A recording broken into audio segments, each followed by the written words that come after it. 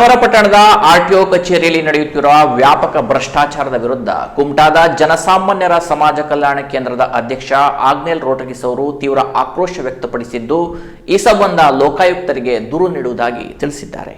ಹೌದು, ಆರ್ಟಿಒ ಕಚೇರಿಯಲ್ಲಿ ನಡೆಯುತ್ತಿರುವ ವ್ಯಾಪಕ ಭ್ರಷ್ಟಾಚಾರ ನಡೆಯುತ್ತಿರುವ ಆರೋಪವಿದ್ದರೂ ಯಾರೂ ಅದನ್ನು ಪ್ರತಿಭಟಿಸುವ ಸಾಹಸಕ್ಕೆ ಮುಂದಾಗಿಲ್ಲ.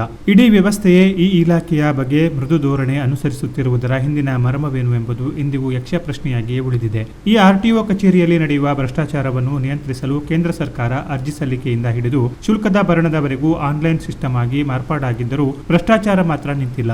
ವಾಹನಗಳ ಪರಿಶೀಲನೆಯಿಂದ ಹಿಡಿದು ಚಾಲನಾ ತರಬೇತಿಯಲ್ಲಿ ಪಾಸ್ ಆಗಬೇಕೆಂದರೆ ಕಾಂಚಾಣನ ಆಟ ನಡೆಯಲೇಬೇಕು, ಇಲ್ಲ ಅಂದರೆ ಯಾವ ಕೆಲಸವೂ ಆಗಲ್ಲ.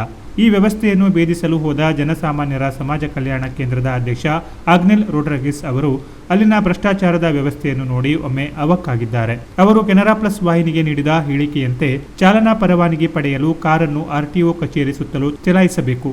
ಕಾರಿನಲ್ಲಿ ಕುಳಿತಿರುವ ಸಿಬ್ಬಂದಿ 200 ರೂಪಾಯಿ ಕೊಡಲು ತಿಳಿಸುತ್ತಾನೆ. ಯಾಕೆಂದು ಕೇಳಿದರೆ ಕಾರು ಬಾಡಿಗೆ 100 ರೂಪಾಯಿ, ಸಾಹೇಬರಿಗೆ 100 ರೂಪಾಯಿ ಎಂದು ಹೇಳುತ್ತಾನೆ. ಲೈಸೆನ್ಸ್ಗಾಗಿ ಒಮ್ಮೆ ಶುಲ್ಕ ಭರಿಸಿದರೆ ಮುಗಿಯಿತು, ಮತ್ತೆ ಯಾವುದಕ್ಕೂ ಹಣ ನೀಡುವ ಅಗತ್ಯವಿಲ್ಲ. ಆದರೂ ಹೆಚ್ಚುವರಿ ವಸೂಲಿ ಮಾಡುತ್ತಾರೆ. ಇನ್ನು ಆರ್ಟಿಒ ಕಚೇರಿಗೆ ಹೋಗುವ ರಸ್ತೆ ಸರಿಯಿಲ್ಲ.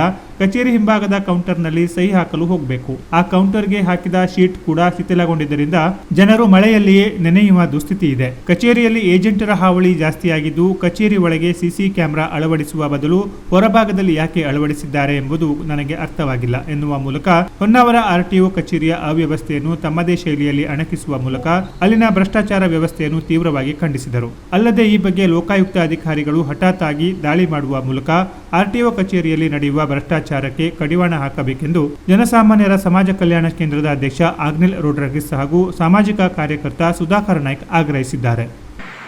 ಇವತ್ತು ನಮ್ಮ ಜಿಲ್ಲೆಯಲ್ಲಿ ಏನಾಗಿದೆ ಕೇಳಿದ್ರೆ, ಕಾರು ಮತ್ತು ಈ ಬೈಕ್ ಕಲಿಯೋ ಟೈಮ್ದಲ್ಲಿ ಹೊನ್ನಾವರ ಆರ್ ಟಿ ಒ ಆಫೀಸಲ್ಲಿ ಈ ಕೆಲವರು ಇದ್ದಾರಲ್ಲ, ಏನು ಕೇಳಿದ್ರೆ ಏಜೆಂಟ್ ಅಂದರೆ ಈ ಕಾರನ್ನು ಒಂದು ರೌಂಡಿಗೆ ಕಿತ್ತಾಕೋ ಬರಲಿಕ್ಕೆ ಅಲ್ಲಿ 200 ರೂಪಾಯಿ ತಗೊಳ್ತಾರೆ. ಕೇಳಿದ್ರಲ್ಲ ಸಾಹೇಬರು ಕೊಡಬೇಕು ಮತ್ತು ತಮ್ಮ ಕಾರು ಬಾಡಿಗೆ ಇರ್ತಾರೆ. ಅಂದರೆ ಏನಾಗಿದೆ ಕೇಳಿದ್ರೆ ಇಲ್ಲಿ ಯಾರೋ ಒಬ್ಬ ಲೈಸೆನ್ಸ್ ಅವರು ಕಲಿಲಿಕ್ಕೆ ಹೋದಾಗ ಅವ್ರಿಗೆ ಹಣ ಪಡೆಯೋದ್ರಿಂದ ಭ್ರಷ್ಟಾಚಾರ ನಡೀತಿದೆ. ಮತ್ತು ಅಲ್ಲಿ ನೋಡಿದ್ರಲ್ಲಿ ಆ ರೋಡಲ್ಲಿ ಪೂರ ಹೊಂಡ ಬಿದ್ದಿದೆ. ಸಾರ್ವಜನಿಕ ತೊಗೊಂಡು ಹೋಗೋದ್ರಲ್ಲಿ ತೋರ್ತಾ ಇದೆ, ದುರಸ್ತಿ ಕಾರ್ಯನಿಲ್ಲ. ಹಾಗಾಗಿ ನಾನು ಏನು ಹೇಳ್ಬೇಕಂದ್ರೆ, ಇದು ಜಿಲ್ಲಾ ಪೊಲೀಸ್ ವರಿಷ್ಠಾಧಿಕಾರಿ ಒಂದು ಕ್ರಮ ತಗೊಳ್ಬೇಕು ಮತ್ತು ಲೋಕಾಯುಕ್ತ ಅಧಿಕಾರಿಗಳು ಹೋಗಿ ದಾಳಿ ಮಾಡಬೇಕು. ಯಾಕೆ ಕೇಳಿದ್ರೆ ಇದು ಹಣ ಸುಲಿಗೆ ಮಾಡ್ತಾ ಇದ್ದಾರೆ, ಭಾಳಷ್ಟು ನಡೀತಾ ಇದೆ. ಉಳಿದ ಕ್ರಮ ತಗೊಳ್ಳಿಲ್ಲ, ಇಲ್ಲಾಂದ್ರೆ ನಮ್ಮ ಮುಂದಿನ ನಾವು ನೇರವಾಗಿ. Canara plus news Honnavar.